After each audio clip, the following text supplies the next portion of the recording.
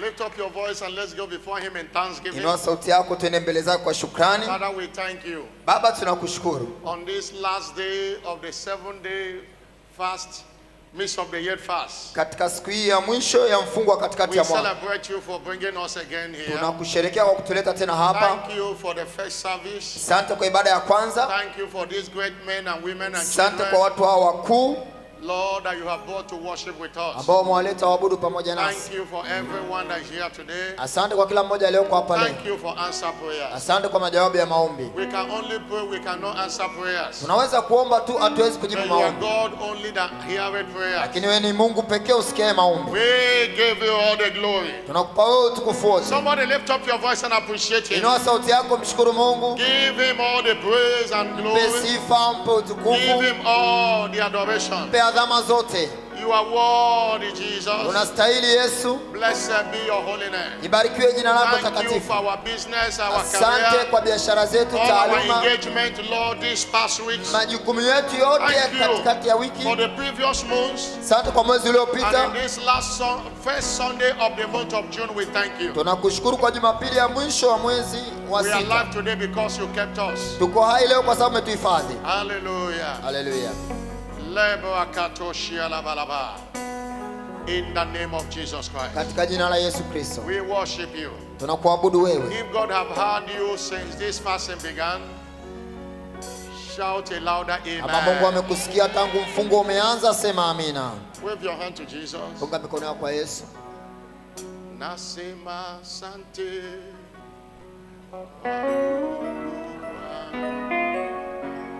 Nasema Asante kwa wema wako, kwa maana fadhili zako zadumu milele na milele. Amina. Nasema asante. Nasema asante.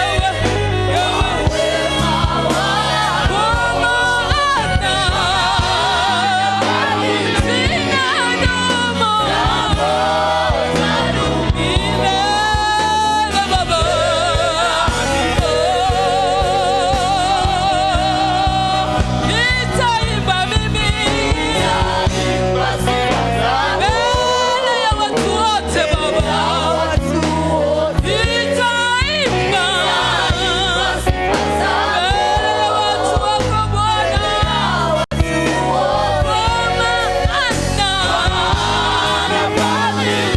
sina ndugu Baba,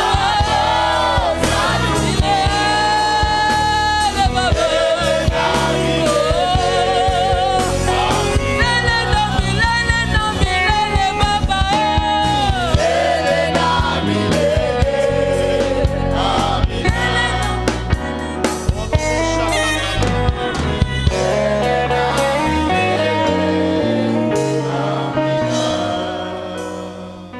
Somebody worship him in the spirit. Mwabudu Mungu Worship katika him in the roho. spirit. Worship him in the spirit. Mwabudu katika roho. Oh, yakatalaba sholea balaba katalabalaba. Andalaboshia katelaba libale bale balia boshaka bolia. Alaba kotelia baba la kateketelia balaba. Oh, yakababa brakatoka telaba. Alababa sakate kalabala balaba balaba. Alababa sakata lababa bala bala basalaba. Oh, yakaba likata laba sholobolianda laba. Abrakato brekiata kaba lambolianda kaboshia. Eboliando breketonde liaba balaba. Alababa sholobokiata katalaba. Alababa basalaba boshalaba. Abrakate lebalaba. Oh, breketeke toko tolobo. Abalia baba shakiata labalaba. Liakaboshia labalaba. Thank you, Jesus. Blessed be your holy name. Libarikiwe jina lako takatifu. Visit your people. Watembelee watu wako. Fight for your people today. Wapiganie watu wako leo. It's a good vengeance on the camp of our enemies. Tenda kisasi kwenye kambi ya adui zetu. And give your people Na testimonies. wapo watu wako shuhuda In Jesus' name. katika jina la Yesu. Shout a louder amen. Sema amina kubwa. It is my year of breaking limits. Mwaka wangu wa kuvunja mipaka. Then what eyes have not seen or ear heard Kile ambacho macho hajaona wala shall be your sikajasikia. experience all through the year Atakuwa ni 2020. uzoefu wako katika mwaka wote 2020. Congratulations. Hongera. Clap your hand for Jesus. Pigie Bwana Yesu makofi And have your mazuri. seat. Na tafadhali keti. Hallelujah. Haleluya. You are welcome to this covenant day of vengeance. Unakaribishwa katika siku ya kiagano ya And kisasi. this is the second service. Katika hii ibada ya pili You will pray. utaomba. After this sermon, we are going to lift up anything we have written. If you have not written anything, we collected it in the first service and it's here at the altar, presenting our matters to him. Yale mambo ambayo umeandika kwenye karatasi kama ibada ya Telling kwanza God, tuliyofanya, come and fight this battle. tunamwambia Mungu aje apigane na hizo vita All zetu. we are doing is to hand over that battle to God. Tunachofanya ni kumkabidhi Mungu zile vita zetu. Moses told the children of Israelites Musa aliwaambia wana wa in Israeli Exodus chapter 14 verse 14. kutoka 14 mstari wa He 14. said, the Lord shall fight for you Sasa Bwana atawapigania ninyi and you shall hold your peace. nanyi mtakaa kimya. When God fight for you, Mungu anapokupigania your victory is sure. ushindi wako ni hakika. My God shall fight for you. Mungu atakupigania. I'm not hearing a louder Sisikia amen. amina kubwa. I'm not hearing a louder Sisikia amen. amina kubwa. We are going to invoke vengeance before we end this service today. Tunakwenda kuitia kisasi kabla And tujamaliza ibada ya vengeance leo. will answer in the camp of all our Na enemies. kisasi kitajibu katika kambi ya adui zetu wote. Somebody shout hallelujah. Sema haleluya. I say within the week, when we say enemy, Nilisema katikati ya wiki kwamba tunaposema adui, more often than not, it's not just referred to a human being, mara nyingi haimaanishi wanadamu tu, but anything that is contrary to the will of God concerning us. bali kila kitu ambacho kiko kinyume na mapenzi ya Mungu kuhusiana na sisi, Anything that mocks our glorious destiny in ama Christ. chochote kinachodhihaki hatima yetu ya utukufu katika Kristo. You don't need anybody to tell you that coronavirus is an enemy to humanity today. Hauhitaji mtu yote kuambia kwamba Kristo cha korona ni adui Any kwa kind of wanadamu leo. sickness is an enemy. Ugonjwa wote ni adui. Barrenness is an enemy. Utasa ni adui. Hallelujah. Hallelujah. That's why don't just level it on human being. Ndio maana maadui usidhani ni wanadamu peke No, yao. there are human devils. Ingawa kuna You know, mapepo ya number kibinadamu. one enemy of a man Kuna or a wana- believer. Number one enemy of a believer Adui wa kwanza wa mwamini is the devil. ni shetani. Hallelujah. Haleluya. I say hallelujah. Haleluya. Two scriptures confirm it. Maandiko mawili yanathibitisha hilo. Matthew chapter 3 verse 39. Mathayo 3:39. Matthew chapter 3 verse 39. Mathayo 3:39. Can you give me that scripture? Matthew chapter Unaweza 3 verse ukaweka hilo 39. andiko? Is it 13:39? Give me that. 13:39. 13:39. The enemy that sowed them is the devil. Adui aliyepanda ni shetani. If you read from verse 25. Ukisoma kwanza mstari wa 25. Verse 25. Mstari wa 25.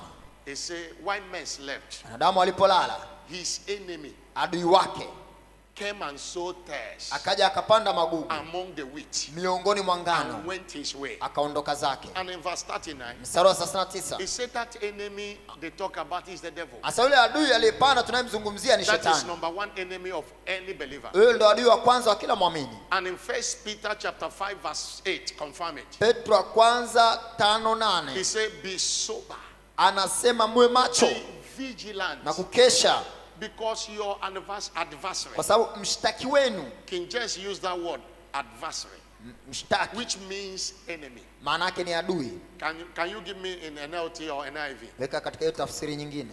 Let's see what they use it. He say, watch out for attack from the devil, your great enemy. Muwe macho, kuna That's mashambulizi what kutoka kwa New Living shetani ambaye ni Translation. adui wenu mkubwa. Watch out for attack from the devil, Tazameni kuna mashambulizi kutoka kwa your shetani great enemy. ambaye ni adui wenu That's the mkubwa. great enemy you have. Huyo ndo adui mkubwa uliokuwa naye. Hallelujah. Haleluya. I say hallelujah. Haleluya. Most of the things happening, you see, they are agents of the devil. He enters people to torment believers, to do a lot of Na things. shetani huyu anawatumia wanadamu kama mawakala wa kutimiza mapenzi yake. A human can be the devil, Mwanadamu anaweza kuwa not shetani, because the person is a devil. sio kwa sababu yule mtu ni I shetani. remember the story of Peter. When Peter began to rebuke Jesus, Nakumbuka ile habari ya Petro alipoanza kumkemea Jesus Yesu. looked at Peter and said, get behind me. Yesu alimtazama Satan. Petro akamwambia rudi nyuma He was shetani. not calling Peter Satan, he was calling the Satan that have entered Peter. Alikuwa mwambii Petro kwamba yeye ni shetani, bali alikuwa anamwambia yule shetani aliyoko ndani ya Also Petro. in John chapter 6 verse 17, Yohana 6:70 Jesus said, Yesu alisema, have I not chosen you? mimi sijawachagua ninyi. John 6 verse 70. Yohana Have I not 6:70. chosen you, the 12? Je, si mimi niliwachagua ninyi One tenashara? of you is a devil. Na mmoja wenu ni He shetani. was calling Judas Iscariot devil, Alikuwa anamuita Yuda kwamba ni because shetani, devil entered into Judas kwa sababu to shetani betray, alimuingia Yuda to sell his master. ili amuuze bwana wake Yesu. What am I trying to prove? Na tujaribu kuthibitisha ni nini? Your arch enemy is the devil. Adui wako mkuu ni But the devil shetani, can use anyone that made himself or herself available to the devil to be used. lakini shetani anaweza akamtumia yoyote tu ambaye amejiachia ili shetani And all amtumie. the manifestations of the devil, Na ule udhihirisho wote wa the things the shetani, devil brings to mock your glorious innocence, those things are enemy. vyote ambavyo shetani anavifanya Including the kudhihaki hatima yako utukufu, vyote hivyo ni adui. And those are the things God will execute vengeance this Na morning. hivyo ndio vitu ambavyo Mungu atavipiga kisasi Somebody leo shout asubuhi. hallelujah. Sema haleluya. Somebody shout hallelujah. Sema haleluya. I'm not hearing a bigger hallelujah. Sisikia haleluya kubwa. The prophetic focus for this month Tamko la is kinabii la mwezi huu serving God pays the most. kwamba kumtumikia Mungu kunalipa kuliko vyote. Can you declare it with me? Serving God pays the most. Tamka kumtumikia Mungu kunalipa kuliko vyote. And our anchor scripture for this month is Job 36 verse 11. Andiko letu naanga ni Ayubu They 36:11. obey and serve him. Kama watamsikia na They kumtumikia, shall spend their days in watapisha siku prosperity zao katika mafanikio and their years in pleasure. na miaka yao katika utele. Hallelujah. Haleluya. This morning we are looking at the teaching series for this month, Asubuhi ya leo tunatazama mfululizo wa masomo serving God kumtumikia Mungu and the interests of his kingdom na matakwa ya ufalme wake. pays the unmatchable. Kunalipa namna ambayo ilinganishwi na Serving chochote. God Kumtumikia Mungu and the interests of his na kingdom matakwa ya ufalme wake pays the unmatchable. kunalipa namna ambayo hailinganishiki. This is part 1B. Hii ni sehemu ya kwanza B. Pays the unmatchable. Inalipa namna ambayo hailinganishiki. Serving God pays the best. Kumtumikia Mungu kunalipa kuliko kitu Serving kingine God pays the chochote. unparalleled. Kumtumikia Mungu kunalipa namna ambayo There is hailinganishiki. nothing anyone does on this earth that will pay the way serving God pays. Hakuna kitu mtu atafanya hapa duniani kikamlipa kama Serving namna kumtumikia Mungu God inavyolipa. pays even what money cannot buy. Kumtumikia Mungu kunalipa kuliko hata vile ambavyo fedha inaweza And kununua. our text is Exodus chapter 23 verse 25 and Andiko 6. letu ni Kutoka 23:25. And you shall serve the Nao Lord thy God, utamtumikia Bwana Mungu wako, and he shall bless naye atabariki. thy bread and thy water. mkate wako na maji yako. Service in this kingdom is a covenant. Kutumika katika ufalme huu ni agano, And God is bound to do what he has said. na Mungu anawajibika kutenda kile We alichosema. have a part to play Tuna nafasi ya sisi kufanya in any blessing we desire in this kingdom. ili baraka yote tunayotamani katika ufalme huu. He said, you shall serve the Lord. Sema wewe utamtumikia Bwana, And I will be committed na mimi Mungu to nitawajibika bless thy bread and thy water. kubariki mkate wako na maji To yako, bless thy means you won't lack what to eat. kiasi kwamba hutokosa chakula. Somebody shout hallelujah. Sema haleluya. The greatest need of man Hitaji kubwa la mwanadamu is food, shelter. ni chakula, malazi Hallelujah. Hallelujah. And clothes. That's the greatest need of na man. mavazi. The greatest need of Hao man. ndo mahitaji makuu ya mwanadamu. No matter how poor a man is, Hajalishi mwanadamu ni maskini kiasi you gani, can't see him walking naked on the way. hawezi kumwona akitembea uchi He must mtaani. do everything to cover himself or her. Atatafuta chochote tu ajifunike. And God said this, one of these greatest need of man, you won't lack it. Mungu na anasema moja ya hitaji la muhimu la mwanadamu hutolikosa. Around the world today, there are people that die of hunger. Duniani, ulimwenguni leo kuna watu wanakufa kwa njaa. Even they are more than people coronavirus killed. Watu wanakufa kwa njaa ni wengi kuliko wanaokufa na kirusi cha corona. They are not recorded. Government can't announce those Ni ones. kwa sababu tu haziandikwi kumbukumbu zake. People die of hunger on a daily basis. Watu wanakufa na njaa karibu kila siku. There are people who cannot afford a square meal. It's just a meal a day. Kuna watu ambao hawezi kujipatia hata mlo kwa siku. God say, if you serve me, Mungu asema kama ukinitumikia, I will bless your bread. nitabariki I chakula will bless chako. your water. And two, I will take away sickness. Na cha pili, nitaondoa magonjwa. Any sickness known to man is inside there. Ugonjwa wote unaotambulika kwa mwanadamu Every sickness umewakilishwa known to hapo. man. God have the ability and capacity to take it Ugonjwa away. wote unaomtesa mwanadamu, Mungu ana uwezo wa kuutolea mbali. Hallelujah. Haleluya. And you shall not be barren, Na hautokuwa tasa nor cast it young. wala kuharibu mimba, And I'll also be committed to see that you live long na nitahakikisha unaishi miaka mingi by doing one thing, kwa service. kufanya tu kitu kimoja, kwa wewe kutumika. Somebody shout hallelujah. Sema haleluya. That's why serving God and the interest of his kingdom Ndio maana kumtumikia Mungu na matakwa ya ufalme wake pays the unmatchable. kunalipa namna ambayo There is hailinganishiki. no investment you can compare to investing your time, energy, and resources into the kingdom. Hakuna uwekezaji ambao unaweza kulinganisha na kuwekeza katika You ufalme wa are not Mungu. wasting your time serving God. Haupotezi muda wako You unapomtumikia are Mungu. investing to prosperity. Unawekeza ili kupata mafanikio. A time in church praying, Muda going for unaowekeza outreach. kanisani As we went to kuomba, outreach yesterday, kwenda kwenye many uinjilisti people kama came. jana. Watu wengi It walikuja is kwenye not a uinjilisti. time wasted, it's a Huo time sio invested. muda unaopoteza, ule muda unakuwa umeuwekeza. Pays. Inalipa. In John chapter 4 verse 36. Yohana 4:36. He that reapeth Yule avunaye receiveth wages. hupokea mshahara. Wages is not just about money, Mshahara hapa tuzungumzie pesa tu. including the things money cannot buy. Tunazungumzia pamoja na vitu ambavyo pesa haiwezi kununua. God pays. Mungu analipa. He have never failed to pay. Kama hajawahi kushindwa Many kulipa. giants in this kingdom are made by service. Majitu mengi katika ufalme huu wameinuka kwa sababu ya Those that utumishi. will humble themselves to serve God today, Wale watakaojinyenyekeza kumtumikia Mungu leo they will be celebrated tomorrow. watasherekewa kesho. Those that serve today, Wale wanaotumika leo God will honor them tomorrow. Mungu atawaheshimu kesho. In John 12 verse 36, Yohana if 12:36. any man serve me, Mtu akinitumikia, he will my Father honor. huyo baba yangu atamheshimu. John 12 verse 36. Yohana You 12:36. want honor. Unataka heshima? You want honor. Unataka heshima? God, Luke chapter 12 verse 36, not John. Luka He 12:36. said, my Father will honor you. Asa baba yangu And atakuheshimu. when God honors you, no man can dishonor Na you. Mungu anapokuheshimu hakuna mwanadamu wa kukudharau. People of God, Watu wa Mungu, what am I saying this morning? nachosema nini asubuhi ya leo? Is if you want to see, that's John 12, 26, not 36, 26. Yohana If you want honor, 12:26. If you want honor, Kama unataka heshima, humble yourself to serve today. jinyenyekeze umtumikie Mungu leo. Praise the Lord. Bwana asifiwe. By praying kingdom advancement Kwa prayer, kuomba maombi ya kusogeza mbele ufalme wa Mungu. and it guarantees a reward. Hii inakuhakikishia kupata thawabu. Matthew chapter 6 verse 6. Mathayo 6:6. And the Bible said the Lord has yet in secret Anasema Mungu aonaye sirini reward you openly. atakulipa waziwazi, atakupa reward. thawabu This waziwazi. as a result of secret investment in the kingdom.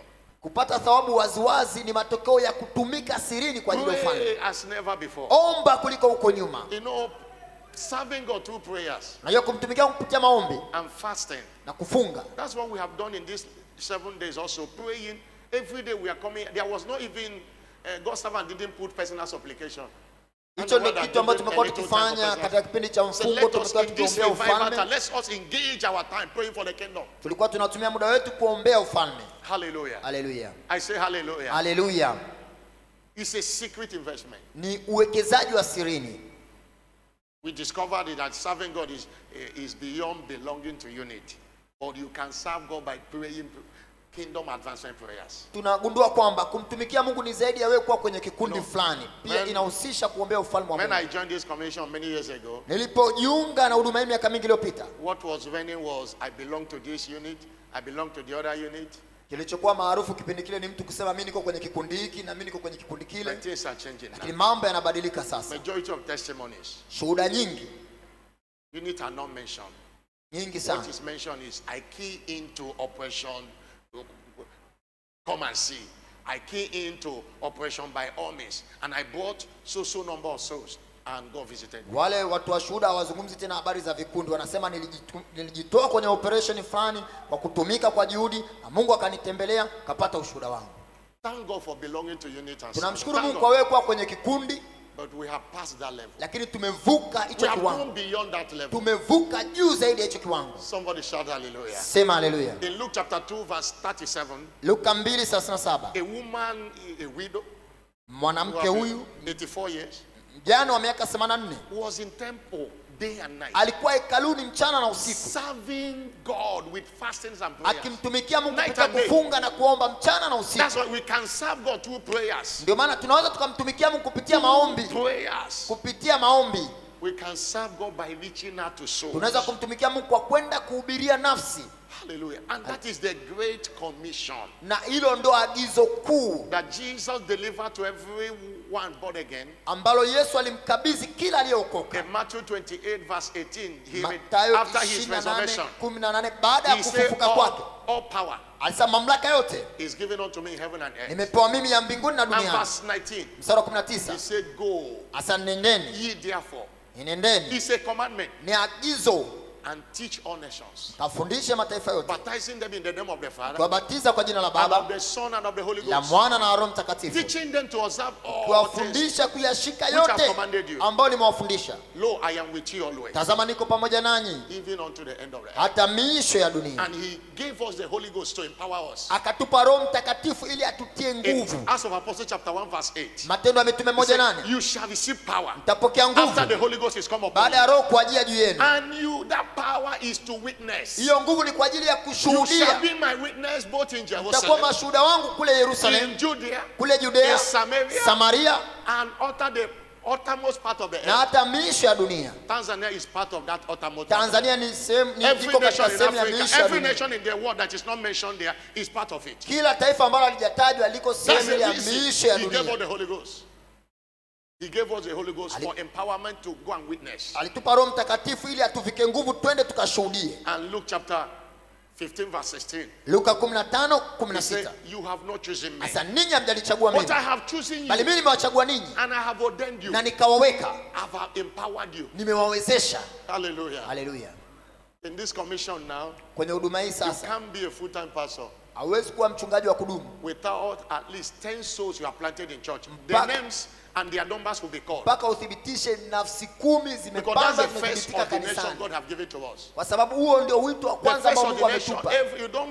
you don't need any ordination. Hauhitaji kuwekwa You have wakfu been na ordained yote, by God to win souls. uliwekwa wakfu na Mungu kuvuna nafsi. Say, I have ordained you. Sema akasema nimewaweka wafu. John 15:16. Yohana That 15:16. you go and bring forth fruit, Mwende mkazae matunda, that your fruit shall remain. matunda yenu yaweze kukaa, That whatever you ask the Father in my ili name, kwamba lolote mtakaomba Baba kwa jina langu He may give to you. apate kuwapatia. Somebody shout hallelujah. Sema haleluya. And verse 8 of that scripture says, Mstari wa 8 wa ile andiko nasema, verse 2 said, mstari wa verse pili 2, nasema, verse 2, mstari wa pili, Yohana 15 mstari wa pili, John 15 verse 2. Yohana 15 mstari wa pili. He said, I am the vine, mimi ni mzabibu, and my father is a husbandman. baba yangu ndiye mkulima. Every branch in me Kila tawi ndani yangu that beareth not fruit, lisilozaa matunda he taketh it away. ulikatilia And every mbali, branch that beareth na fruit, kila tawi lizalo he purgeth it that he may bring forth more fruit. ulisafisha lizidi kuzaa zaidi. And verse 8 he say, Mstari wa my 8 father anasema, and your father baba yangu is glorified when you bear much fruit. hutukuzwa vile mzaavyo sana. That is a proof that you are his disciple. Kuzaa kwako ni uthibitisho kwamba wewe ni wanafunzi wake. We serve God also by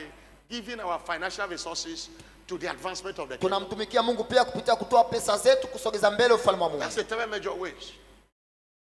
That's the three major ways. Hiyo ndio njia tatu za There are muhimu. other ways, but these are the three major Kuna ways. njia nyingine lakini hizi tatu ndo za And when you muhimu. engage in it, it pays the unmatchable. Unapojihusisha katika hizi njia tatu za kumtumikia Mungu zinalipa namna ambayo hailinganishiki. Somebody shout hallelujah. Sema haleluya. But what is serving and God? Serving God and the interest of the kingdom brings for me.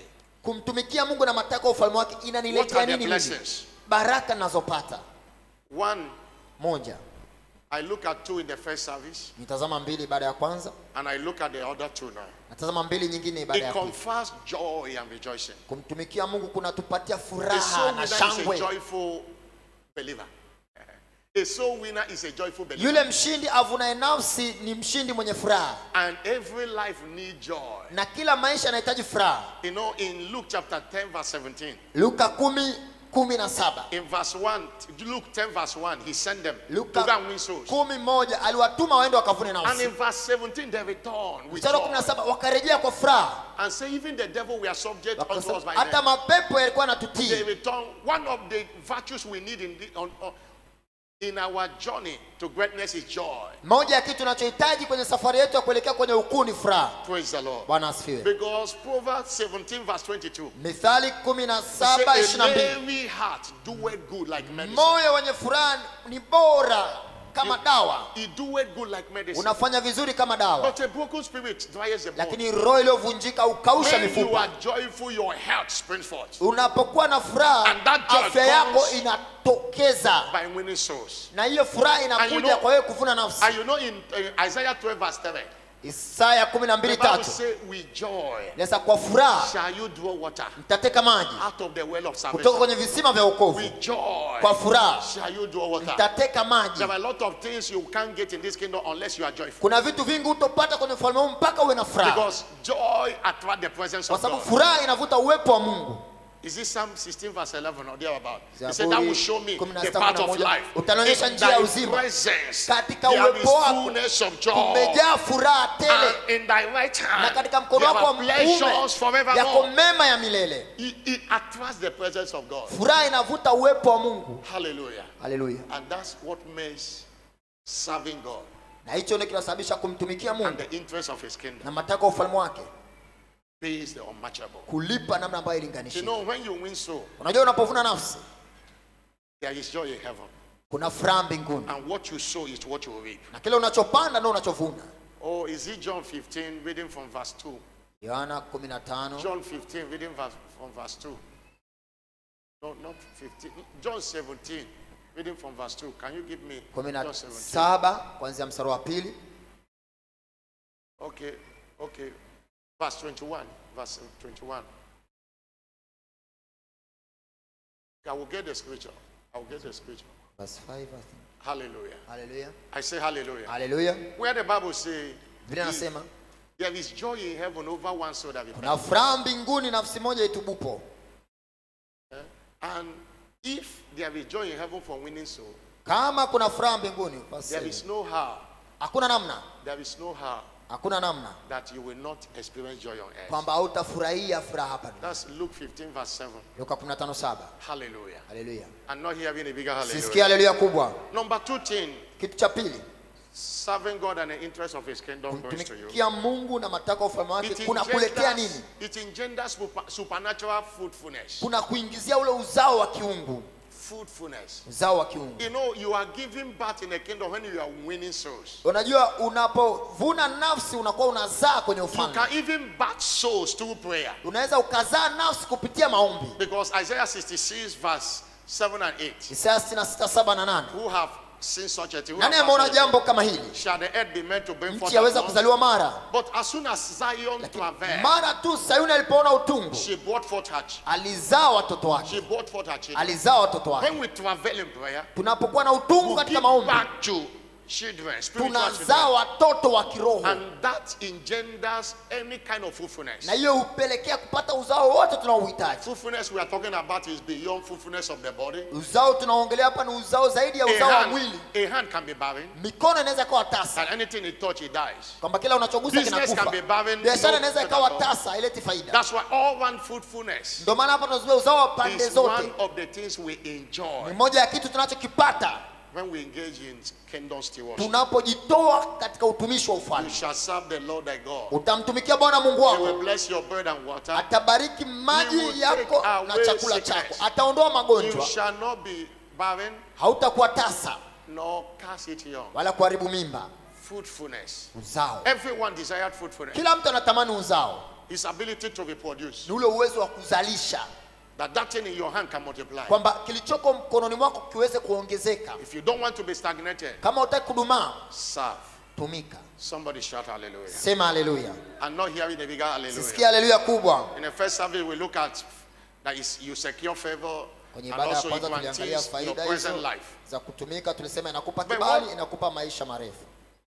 But what must I do Napaswa kufanya nini for my stewardship to qualify for reward? ili utumishi wangu uweze kustahili kupata thawabu? Many people serve, but not everyone get Watu reward. wengi wanatumika, lakini si wengi wanapata thawabu. I have taught here before that we serve a God of principle. Nilifundisha hapa nyuma kwamba tunamtumikia Mungu wa kanuni. There is a person of God and there is a principle of God. Kuna ule utu wa Mungu na kuna kanuni za Mungu. Those who make it in this kingdom are those who follow the principles Wale of God. wanaofanikiwa katika ufalme huu ni wale wanaofuata kanuni za There are Mungu. principles of God to follow in service. Kuna kanuni za Mungu unapaswa kuzifuata I unapotumika. said in the first service that service is an intricate issue. Nilisema katika Very, ibada ya very kwanza, sensitive. utumishi au kutumika kwenye ufalme ni jambo nyeti, Because there is a way you serve, kwa sababu kuna namna utakayotumika it will not be received. itasababisha utumishi wako I say it is not usipokelewe. about how many years you have served. Nilisema sio swala la It's miaka not mingapi about unatumika, where you are serving. sio swala la unatumika wapi. What is important is how you Cha serve. muhimu ni namna gani There's a unavyotumika. way you serve, you will not get God. Kuna namna utatumika na utompata Mungu, Because for stewardship to be rewarded, kwa sababu ili utumishi wako uwe upate thawabu it must be accepted. lazima ukubalike kwanza. The person you are offering it to, Yule mtu unayempa huo utumishi, if he didn't accept it, he will kama not receive. hata ukubali huo utumishi wako, basi hautopata It's just thawabu. like giving somebody something physically Ni sawa na kumpa mtu kitu kimwili and you're expecting a thank you from that person, na unatarajia huyo mtu akushukuru, but the person didn't receive it at na all. kama huyo mtu akupokea hicho kitu You may kabisa, wonder what happened. unamuuliza kwa nini, You might utakuwa even be unajiuliza grumbling. kwa Have you nini, been, what happened? Have you not received what I sent? You have not utajiuliza received. ni kwa nini. Je, kwa nini hajapokea kitu nilichompa? That's why many people are frustrated in service Ndio maana watu wengi wanachanganyikiwa katika utumishi, because they thought that God is not rewarding them kwa sababu wanadhani Mungu hawapi thawabu, without them knowing that they didn't render acceptable service. pasipo kujua kwamba tatizo ni wao hawakutumika utumishi wenye kukubalika. And we'll be looking at it wonderfully in all the Sundays of the month Na tutakuwa tukitazama kwa kina kabisa katika ibada zetu za Jumapili mwezi huu, for us to examine how we are serving ili tuanze kuangalia kwa kina namna gani tunatumika, in order to be rewarded. ili tuweze kupata thawabu. It is our desire to see everyone serving rewarded. Tamanio letu kuona kwamba kila anayetumika anapata It will thawabu, make the person to serve again and again. kwa sababu hiyo itamfanya mtu aendelee kutumika zaidi na zaidi. But if you are not doing it right, Lakini kama utumiki sahihi, God will not receive it. Mungu hatopokea And if He utumishi, didn't receive it, na kama hataupokea, He will not reward it. basi hawezi kukupa thawabu. The question is, what must I do Swali ni kwamba napaswa kufanya nini to render acceptable service? ili nitumike utumishi wenye kukubalika. You must serve God righteously. Namba moja, lazima umtumikie Mungu Hebrew ukiwa chapter- safi, Hebrew chapter mtakatifu 12. wa haki. Hebrew chapter 12 verse 28. Ebrania 12:28.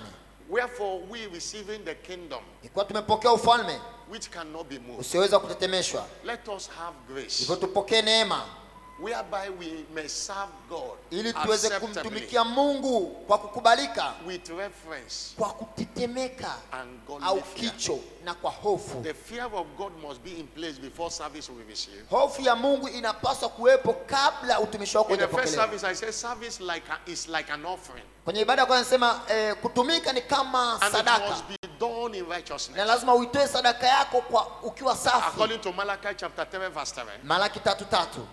the Bible says in Malachi chapter 3 verse 7, Malaki 3:3.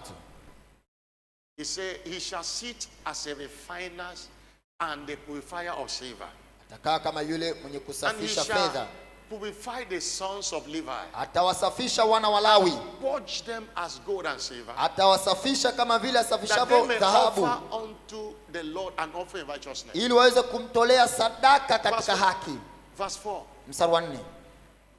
Then shall the offering of Judah and Jerusalem be pleasant unto the Lord. Ndipo sadaka ya Yuda na Yerusalemu zitakapopendeza mbele If za your Bwana. service must be pleasant unto the Lord, Kama unataka utumishi wako upendeze mbele za Mungu, it must be offered in righteousness. tumika katika utakatifu. You can't be living in sin and serving and expect God to receive it. Hauwezi kuishi katika dhambi na ukamtumikia Mungu ukategemea ataupokea The Bible utumishi. says, holy, holy, holy is the Lord. Lazima mtakatifu mtakatifu ndiye Bwana. And you know 2 Timothy chapter 2 verse 19 says, Timotheo wa pili 2:19 the anasema foundation of God standeth sure, msingi wa Bwana umesimama imara, and having this seal, ukiwa na muhuri huu. the Lord knoweth they that are his. Bwana anawajua walio wake, And let everyone that nameth the name of the Lord na depart from kila evil. litajaye jina la Bwana ajitenge na uovu. But in a great house, Lakini katika nyumba kubwa many people are serving. watu wengi wanatumika. Some are vessels that God cannot receive, Wengine ni vyombo ambao Mungu hawezi kupokea utumishi because wao, they have hardened their heart. kwa sababu wameshupaza mioyo They are yao, even proud in sin. wana kiburi, wanajionea fahari dhambi.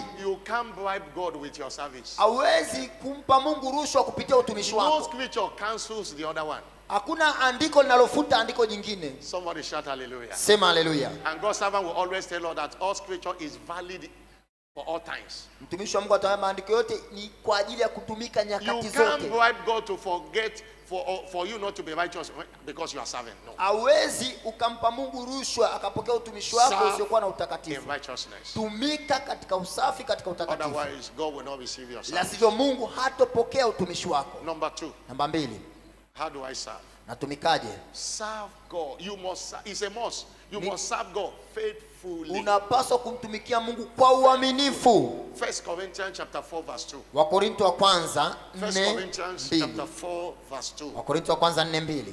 Moreover, Hata hivyo it is required imehitajika in stewards katika utumishi that a man be found faithful. kwamba mtu aonekane It is mwaminifu. required Inahitajika that a man be found faithful. huyo mtumishi aonekane kuwa mwaminifu. Somebody shout hallelujah. Sema haleluya. Proverbs 20 verse 6. Mithali 26. A faithful man who can find. Mtu mwaminifu nani anaweza kumwona? A faithful man Mtu who mwaminifu can find. nani anaweza kumwona? God is looking for faithful believers Mungu anatafuta waamini waaminifu who will entrust with responsibilities. ambaye atawaamini na kuwapatia majukumu. Be faithful in your service. Kuwa mwaminifu katika utumishi And wako. I said in the first service that faithfulness is to be dependable. Nilisema kwenye ibada ya kwanza, uaminifu ni kuwa mtu wa kutegemewa, Faithfulness is to be loyal. ni kuwa ni yule mtu ambaye ni mwaminifu, Faithfulness is to be trustworthy. ni kuwa ni mtu ambaye unaweza kuaminika, Faithfulness is to be stable in your service to God. ni kuwa mtu ambaye uko imara katika utumishi wako mbele za Mungu. Not one leg in, one leg out. Sio kwamba mguu mmoja ndani mguu mmoja Not nje. serving God in January, February, another place. Usimtumikie Mungu mwezi wa kwanza na mwezi wa pili unatumika Not pengine. being in church in the morning, the evening, in which doctor's place. Sio kuwa kanisani asubuhi na jioni uko kwa waganga wa kienyeji. There must be stability. Lazima kuwe na There must uimara, be stability of action. uimara ama In service. kudumu katika There must matendo be yako ya utumishi. stability of character. Uwe na uimara wa tabia. Praise the Lord. Bwana asifiwe. There must be consistency. Lazima kuwe na uendelevu. If you maybe have a shop now Labda tuseme una duka and you put a lot of things there na ukaweka vitu vingi pale and you hire somebody, na ukamwajiri mtu, maybe people agree that I'm going to pay you, ukamkabiliana labda nakwenda kumlipa, and every day you go there. na kila siku unakwenda pale It is dukani, either the person is not around labda huyo mtu hayupo or things are not working well, au unakuta mambo hayaendi or vizuri, he sells and puts in his pocket, ama labda anauza anaweka pesa mfukoni kwake, will you say that that person is faithful? je, utasema huyo mtu ni mwaminifu?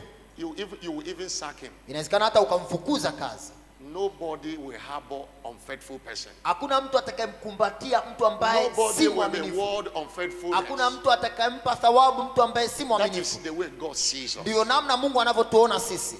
We log in and log out. We log in and log out in a moment. We log in and log out in service of God. Katika utumishi wa Mungu tunahitaji kuwa waaminifu. Somebody shout hallelujah. Sema haleluya.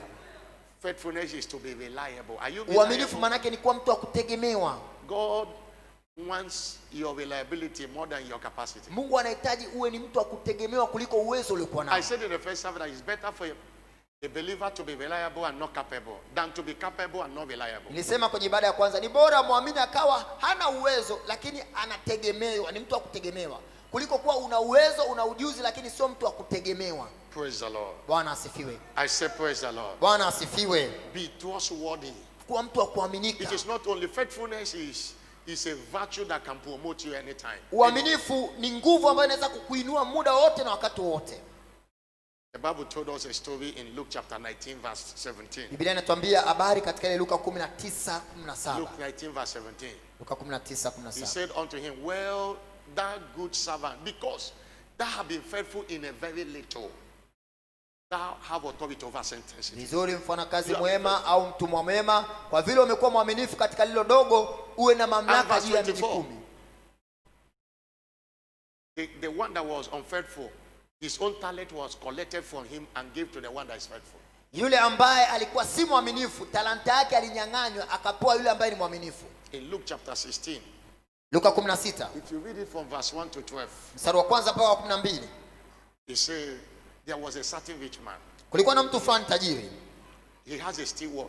Alikuwa na wakili And au the same was mfanyakazi. accused unto him that he had wasted his goods. Na huyu ndugu alikuwa ameshtakiwa kwamba ametapanya mali zake. He called him Akamwita, and said, akamwambia, how is it that I hear this of thee? ni habari gani hii ninayosikia juu yako? Give account of thy stewardship. Toa hesabu ya uwakili au utumishi wako. One day we will give our account of our stewardship. Siku moja tutatoa hesabu ya utumishi wetu In au fact, uwakili wetu. faithfulness is to be accountable. Uaminifu manake ni kwa mtu unaweza kutoa hesabu. There are people you give a little responsibility, they can't report to anybody. They are Kuna too watu big. unawapa wajibu kidogo wala hawezi kutoa They do hesabu. what they like. They do what they like. Wanafanya wanachotaka wao. He said, come and give account of Sasa what. njoo utoe hesabu. Praise the Lord. Bwana asifiwe. For you to be a longer steward. Ili And the person was unfaithful. yule mtu alikuwa si He mwaminifu. began to move to them. He said, how much do you owe my master? Please, Akaanza kuwafuata wale watu let's na strike a kuwauliza, deal. Let's mnadaiwa strike a deal. na Please, I'm forgiving you of those. Pay this one. alikwenda kuwaendea wale watu wanaodaiwa na bwana wake, akaanza kuingia nao mikataba ili wamfadhili mbeleni. Hallelujah. Haleluya. And look at verse 10 and 11 and 12. Tazama mstari wa 10. The Bible says, he that is faithful, Aliye mwaminifu that which is least, katika lilo dogo sana, is faithful huwa mwaminifu also in much. pia katika lilo kubwa. That's why many people say, let God try me for much. God is checking your faithfulness in that little assignment, in that little thing you are managing now. Kuna watu wengi He's wanataka Mungu checking awape your faithfulness. vitu vikubwa. Mungu anakupima kwanza uaminifu wako hicho kidogo alichokupatia. And verse 11. Mstari wa 11. Verse 11. Mstari wa 11. So therefore, if you have not been faithful Basi kama ninyi hamkuwa waaminifu in the unrighteous mammon, katika mali ya udhalimu, who will commit to your trust the true riches? ni nani atakayewapa amana ya kweli? Nobody will trust you when you are unfaithful. Hakuna atakayekuamini unapokuwa si mwaminifu. And if you have not been faithful in that which is another Na man, kama hamkuwa waaminifu katika mali ya mtu mwingine, who shall give you that which is ni yours? nani atakayewapa mali yenu wenyewe? You know, many people will join ministry together. They say, when I start my own, the way I will do it. And they will be unfaithful here. When they start their own, the same unfaithfulness they did in winners, it follows them wherever they go. Kuna watu wengi tulijiunga nao katika huduma wanasema tutatumika kwa juhudi tutakapokuwa Because tumefungua huduma if you zetu. have not been faithful in that which is another man, Kama usipokuwa mwaminifu kwa mali ya mtu mwingine, if you have not been faithful in serving God, kama hautakuwa mwaminifu katika kumtumikia Mungu, who will commit to you the true riches? ni nani atakayekupa wewe utajiri wa kweli? Faithfulness is so important. Uaminifu ni wa muhimu sana. Somebody shout hallelujah. Sema haleluya. And In Proverbs 28 verse 20, Mithali 28:20. the Bible says, Biblia inasema a faithful man mtu mwaminifu shall abound with blessings. atajawa na baraka. That's why you must be faithful. Unapaswa kuwa mwaminifu. Don't be a saboteur. Usiwe mtu tu msanii. To be faithful is to stand in defense of the system.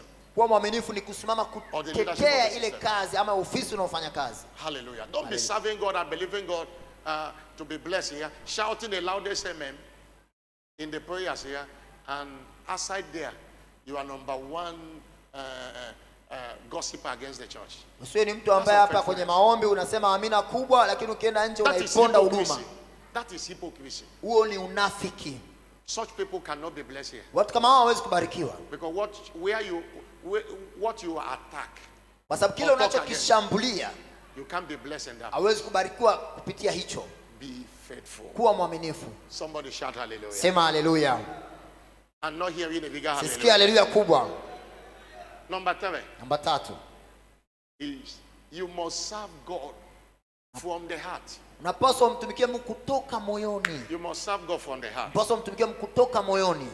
If the service is not rendered from the heart, Kama utumishi haujatoka moyoni, it's not receivable and rewardable. haupokelewi na haupati thawabu. I said in the first service, Nilisema kwenye ibada ya that kwanza, service is essentially a matter of the heart. utumishi unapaswa kutokea moyoni. Because if Ephesians chapter 6 verse 6 to 8, Efeso 6:6 mpaka 8. you can start from verse 5. Unaweza kuanzia mstari ule It wa says, 5. servant, Watumishi, be obedient to them that are your masters, watiini wale walio bwana zenu according to the flesh, kwa namna ya mwili, with fear and trembling in kwa hofu singleness na of your heart, kutetemeka, kwa unyofu wa moyo, as unto Christ, kana kwamba ni kumtii not Kristo, with eye service, wala si kwa utumishi wa macho as tu men pleasers, kama wajipendekezao kwa but as a wanadamu, servant of Christ, bali kama watumwa wa Kristo, doing the will of God from the heart, mkiyatenda mapenzi ya Mungu kutoka moyoni, with good will. kwa nia njema. You are serving and you are wishing good will. Unatumika na unakuwa na nia It's not njema. that you are praying, oh Lord, multiply this church. So unaomba With your Mungu mouth. zidisha kanisa, And your heart is say you wish that nobody comes. na moyo wako unatamani mtu asije kabisa hapa He say kanisani. with good will. Sasa ukiwa na nia njema, With good will. nia njema, Hallelujah. haleluya, With good will. kuwa na nia njema, Doing it from the heart. kutumika kutoka moyoni. Somebody shout hallelujah. Sema haleluya. Let's read also. Tusome pia Colossians chapter 3 verse 20. Kolosai 3:20. Colossians chapter 3. Kolosai 3 It is only service rendered. Verse 23. mstari wa 23.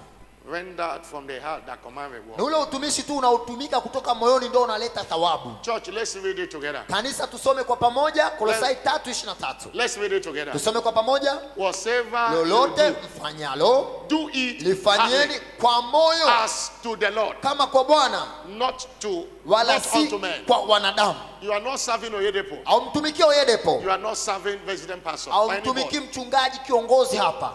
Do it heartily Tumika toka moyoni to the Lord. kwa Bwana. And the next verse, Mstari unaofuata, verse 24. mstari wa 24. Knowing that of the Kijua ya Lord kuwa you shall receive the reward of the inheritance. utapokea thawabu ya ujira wa For you urithi. serve the Lord Christ, Mnamtumikia Bwana Kristo, that he that doeth wrong shall receive for the wrong which he have done. maana adhulumuye atapata mapato ya udhalimu wake. There is no respect of persons. Hakuna upendeleo kwa yeyote. That many people thought that they are doing anybody. They are not doing. You are doing yourself. Watu wanadhani kwamba wanamletea madhara yoyote. You Unapotumika can be going and kisanii telling, unajisumbua mwenyewe. discouraging first timers not to be planted. Unakwenda kuwasumbua And you wageni still wasipandwe kanisani. Hallelujah. Haleluya. I say hallelujah. Haleluya. You know, we see cases where a member faith challenge. Another person go and tell him, go to so place. You cannot even get the solution here. Kuna mazingira And the ambayo member is saying there. mshirika na changamoto, mshirika mwingine anamwambia nyenda eneo fulani kule ndio utapata jawabu, hapa hakuna jawabu. And you are Na yeye recommending- anayemwambia hivyo yuko hapa. You are recommending which doctor? Au unampendekeza aende kwa mganga wa kienyeji huko Freemason. au Or kwa what you call it. Freemason huko. And you are a member of the church. Na wewe bado huko hapa ni Go that mshirika. place, that's where you get solution. unamwambia nyenda huko ndio utapata jawabu. discouraging member and people not to be Unawakatisha planted. tamaa washirika You wasidumu shall hapa. receive your reward. Wewe utapata thawabu yako. God have no respect of any Mungu person. hana upendeleo kwa mtu yote. Somebody shout hallelujah. Sema haleluya. I'm not hearing a bigger Sisikia hallelujah. haleluya kubwa. I'm not hearing a bigger Sisikia hallelujah. haleluya kubwa. People of God, serve God heartily. Watu wa Mungu, mtumikie Mungu kutoka Why moyoni. must you serve God heartily? Kwa nini lazima umtumikie Mungu kutoka moyoni? Because God searcheth all Kwa hearts. sababu Mungu anachunguza mioyo Why yetu. must you serve God heartily? Kwa nini umtumikie Mungu kwa moyo? Because God look at your heart, Kwa sababu Mungu anautazama moyo wako, not at the outward appearance. sio kile unachokifanya au muonekano I wako don't wa have nje. time to read most of the scriptures. Sina I muda wa read. kusoma maandiko mengi leo. You can be serving. Unaweza kuwa unatumika. If it is not with a perfect heart, Kama utumiki kwa moyo sahihi, it will not be received. utumishi wako I hautopokelewa. read the story of King Amaziah Nilisoma habari ya mfalme Amazia, in 2 Chronicles chapter 25 verse 2. Nyakati wa pili 25:2. He did something that was right, Alifanya jambo sahihi, but not with a perfect heart. lakini si kwa moyo ulio sahihi. If you read it through, Ukisoma mpaka it chini, was right, but it was not with a alifanya perfect heart. jambo sahihi, lakini sio kwa moyo ulio mkamilifu, ulio sahihi. Praying kingdom advancement is right. Kuomba maombi ya ufalme ni jambo Cleaning sahihi. chair as sanctuary keeper is right. Kusafisha viti kama But the mwana question usafi you ni should ask sahihi. yourself, Lakini swali la kujiuliza, am I doing it with a je, perfect heart? nafanya jambo hili kwa moyo sahihi, moyo mkamilifu? Singing in choir is right. Kuimba kwenye kwaya ni But sahihi, ask yourself, am I doing it with a lakini perfect heart? jiulize, je, nafanya kwa moyo Otherwise you are mkamilifu? wasting your time. La sivyo unapoteza muda It wako. cannot be received, it cannot Huo be utumishi rewarded. hauwezi kupokelewa na wala huwezi kupata thawabu. Somebody shout hallelujah. Sema haleluya. I'm not hearing a bigger Sisikia hallelujah. haleluya kubwa. Isaiah 29 verse 13. Isaya 29:13. Isaiah 29 verse Isaya 13. 29:13. The Bible says, Biblia inasema, wherefore the Lord said, Bwana asema hivi, for as much as these people draw near with me with their mouths, maana watu hao unikaribia kwa midomo yao, and with their lips they do honor me, huniheshimu kwa midomo yao, but remove their heart far from lakini me. mioyo yao iko mbali nami. Their fear towards me is taught by the precept of men. Hofu yao kwangu ni kwa sababu ya wanadamu. Many people draw to God with their mouth, but their heart is far away. Watu wengi wanamwendea Mungu kwa midomo yao, lakini mioyo yao iko Somebody can mbali. sit in this service, but the heart is somewhere. Kuna mtu amekaa kwenye ibada hii, lakini moyo wake uko Somebody mbali. might be a member, but the heart is somewhere. Kuna mtu anaweza akawa mshirika hapa, lakini moyo wake uko mbali. Especially here, I've noticed that somebody can belong to 3 churches at the same time. Hapa sana First Tanzania, Sunday, it will come to winners. nimegundua mtu anaweza akawa na Another makanisa Sunday, he goes matatu. to another place. Jumapili ya There are kwanza many members here who anashirika don't pay kanisa tithe hili. here for many years. Kuna washirika wengi hawalipi fungu la 10 kwa They miaka pay mingi. tithe somewhere else Analipa fungu la 10 kanisa jingine huko because of sentiment. kwa sababu ya maneno. Praise the Lord. Bwana asifiwe. I say praise the Lord. Bwana asifiwe. I say praise the Lord. Bwana asifiwe. God count heart presence Mungu anahesabu ule uwepo wa moyo wako more than physical presence. kuliko ule uwepo wa Church mwili. might count attendance Kanisa inaweza kuhesabu idadi ya for mahudhurio, everyone we have seen. watu ambao tumewaona But how hapa, many people have drawn with their hearts? lakini Mungu anahesabu wale watu ambao wamemkaribia kwa Jeremiah mioyo yao. 29 verse 13 Yeremia says, 29:13 anasema, you shall seek me and find me mtanitafuta na kuniona when you search me. mtakaponitafuta. Jeremiah 29:14. 29:14 Yeremia, With the whole of your heart. mtanitafuta Jeremiah, na kuniona mtakaponitafuta Not Isaiah. kwa mioyo yenu with yote, the whole of your heart. kwa moyo wenu wote. Somebody shout hallelujah. Sema haleluya. People of God, these 3 things we share that's important. Watu wa Mungu, mambo haya matatu ambayo And tunashirikisha ni ya I'm muhimu. preaching it with zeal in my heart. Ninayahubiri nikiwa na shauku ndani To ya moyo see wangu, everyone serving God to do it well. ili kutaka kwamba kila anayetumika atumike Because sahihi, God cannot be bribed. kwa sababu Mungu huwezi kumpa rushwa. Hallelujah. He's the one that reward. Yeye ndo anayetoa thawabu. Bishop Oyedepo have no capacity to reward you. Askofu Oyedepo hana uwezo wa kupa wewe thawabu, He doesn't know what you are doing here. wala hajui unachokifanya hapa. I have no capacity to reward you. Mimi sina uwezo wa kukupa thawabu, I don't even know whether you are praying or not. wala hata sijui kwamba unaomba au la, But God sees everything. lakini Mungu anaona kila kitu. Do it with a perfect heart. Fanya kwa moyo mkamilifu. Somebody shout hallelujah. Sema haleluya. And I read it as I round up. First Chronicles chapter 28 verse 9. Nyakati wa kwanza 28:9. Perfect heart Moyo mkamilifu is the gateway to acceptable ndio stewardship. lango la kufanya utumishi wako ukubalike. David told Solomon Daudi alikuwa anamwambia Suleiman as he was preparing him to take over the throne. alipokuwa anamwandaa He kumrithi, said, thou Solomon my son, nawe Suleiman mwanangu, know thou the God of thy father, mjue Mungu wa baba yako, and serve him with a perfect heart ukamtumikie kwa moyo and a mkamilifu willing mind. na kwa nia ya For the kumkubali, Lord searcheth all kwa kuwa hearts Bwana huchunguza mioyo and yote understandeth all na imagination of the thought. kuyatambua mawazo yote ya fikra. He searcheth all hearts. Anachunguza mioyo He yote, understands your thinking. anaelewa mawazo yako, Your thought is with him. mawazo yako yako kwake. Remember Ephesians chapter 10 verse 20 say, Efeso unto him 3:20, that is able to do kwake yeye awezaye exceedingly kutenda zaidi sana abundantly kwa above utele what we ask kuliko or yote think. tuombayo au tuwazayo. God does not only deal with what we say but what we Mungu think. hashughuliki tu kile tunachokisema bali kile tunachokiwaza pia. He searcheth all hearts. Anachunguza mioyo yote. If you want to be rewarded, Kama unataka upate thawabu, serve him with a perfect heart. tumika kwa moyo mkamilifu. Somebody shout hallelujah. Sema haleluya. What saved Nehemiah? Nehemia anasema, Not Nehemiah, Hezekiah. Hezekiah, From dying was his service was from the perfect. He knew. kilichomwokoa Hezekia asife ni ule utumishi wake alikuwa In akitumika 2 kutoka Kings moyoni. chapter 20 verse 3.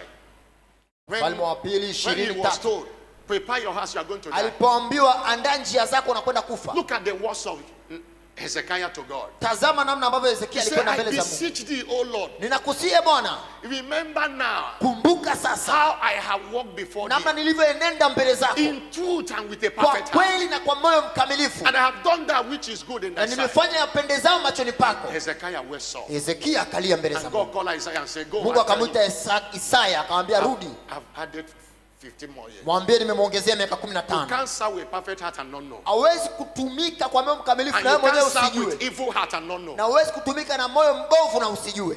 Praise the Lord. Bwana asifiwe. To be rewarded, Ili upate thawabu, perfect heart. moyo mkamilifu. But what is perfect heart? Lakini moyo mkamilifu ni nini? Hallelujah. Haleluya, I say hallelujah. haleluya. A perfect heart is a heart Moyo mkamilifu ni ule moyo that has undivided loyalty to God. ambao una mlengo mmoja tu kwa Mungu. People with a perfect heart don't have another God. Watu wenye moyo mkamilifu hawana miungu They mingine. are loyal to instructions Wao ni waaminifu kwa from God maelekezo through human vessels. kupitia vyombo vya kibinadamu. A perfect heart is a heart Moyo mkamilifu ni moyo that keeps no secret from God. ambao hauna siri. His life is like an open book before Moyo God. wake ni kama kitabu kilicho wazi mbele za Mungu. A perfect heart is a heart Moyo mkamilifu ni moyo that is void of hypocrisy ambao hauna ule, and deception. Is void of hypocrisy and deception. hauna hypocrisy, Hypocrisy and deception. hauna unafiki. What people see is what they get. Watu wanachokiona ndicho That's wanachokipata. what we mean. There is no different you in public and in church. Yaani unakuwa ubadiliki unapokuwa nje Who you are na in unapokuwa church kanisani. Ulivyo kanisani is who you are in the secret. ndivyo ulivyo sirini. Not being righteous in church Sio kuwa mwenye haki mtakatifu kanisani and a devil outside the church. alafu nje ya kanisa wewe ni shetani. That is hypocrisy. Huo ndio unafiki. Praise the Lord. Bwana asifiwe. I say praise the Lord. Bwana A asifiwe. perfect heart is a heart Moyo mkamilifu ni ule moyo that is ever willing ambao wakati wote uko tayari, and ever ready to do God's pleasure. uko tayari kufanya yale mapenzi ya Mungu. Hallelujah. Haleluya. And what is the solution? Na jawabu ni lipi? Hebrew chapter 10 verse 22. Ebrania 10:22. Hebrew chapter 10 verse 22. Ebrania 10:22. Can you give me Hebrew 10:22? Ebrania 10:22. Let us draw near with a true heart, Na tumkaribie wenye moyo wa kweli in full assurance of faith, kwa utimilifu wa imani, having our hearts sprinkled from evil conscience, hali tumenyunyizwa mioyo yetu tuache dhamiri and mbaya, our bodies washed with pure water. tumeoshwa miili yetu kwa maji safi, Let us draw near. na tumkaribie Mungu. Hallelujah. Haleluya. Verse 27. Mstari 23. Let us hold fast our profession of faith Na mlishike sana ungamo letu without wavering, lisigeuke, for he is faithful that have promised. maana yeye aliahidi ni mwaminifu. Let's sprinkle our heart from every evil conscience Tutakase mioyo yetu, tujitenge na dhamiri mbaya to serve the living God. ili tumtumikie Mungu aliye hai, That the service you render will be accepted and rewarded. ili kwamba utumishi unaotumika ukubalike na upate thawabu. And I pray for grace Na ninaomba kwa ajili ya neema to serve God acceptably ya kumtumikia Mungu namna ya kukubalika for everyone here kwa today. kila mmoja hapa leo. The grace to serve him righteously. Neema ya kumtumikia The grace kitakatifu, to serve him faithfully. neema ya kumtumikia kwa The uaminifu, grace to serve him neema ya kumtumikia heartily. kwa moyo. Receive it in the name of Pokea katika Jesus. jina la Yesu. I'm not hearing a louder Sisikia amen. amina kubwa. Today is our covenant day of vengeance. Leo ni siku yetu ya kiagano ya kisasi. And why must God execute vengeance on our enemies? Ni kwa nini Mungu lazima apige kisasi kwa maadui zetu? One, to bring to pass what he have said concerning you and I this year. Moja ni ili atimize kile alichosema kuhusiana na wewe na mimi katika mwaka huu. Because Ephesians chapter 5, Kwa sababu Efeso 5, no, Ecclesiastes, Mhubiri. because if it is not executed, the devil will continue doing what he's doing. Kwa sababu kama kisasi 8:11. hakitofanywa, Ecclesiastes 8 verse 11. Mhubiri 8:11. The Bible says, Biblia inasema the sentence, because the sentence against evil work kwa sababu hukumu juu ya tendo baya is not executed speedily. haitekelezwi upesi. Therefore, the heart of the sons of men is fully set in them to do evil. Hivyo mioyo ya wanadamu huthibitishwa ndani yao ili kutenda mabaya. If it is not executed, Kama hiyo hukumu haitofanywa. praise the Lord. Bwana asifiwe. Bwana asifiwe. Bwana asifiwe.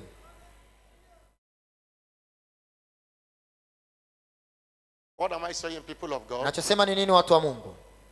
If you allow the witch Kama utamruhusu mchawi without stopping his witchcraft activities, pasipo kusimamisha zile shughuli zake za kiuchawi, that witch will continue causing havoc. huyo mchawi ataendelea kufanyia mabaya. God is wiser than any man. Mungu ana hekima kuliko mwanadamu yote. In Exodus 22 verse 18, Kutoka 22:18 he says, suffer not a witch to live. asema usimwache mchawi kuishi. The more he lives, the more he causes havoc on families. Kadiri anavyoishi ndio anazidi kuleta mabaya kwenye familia. There's no how the children of Israel could have left Egypt when Pharaoh is alive.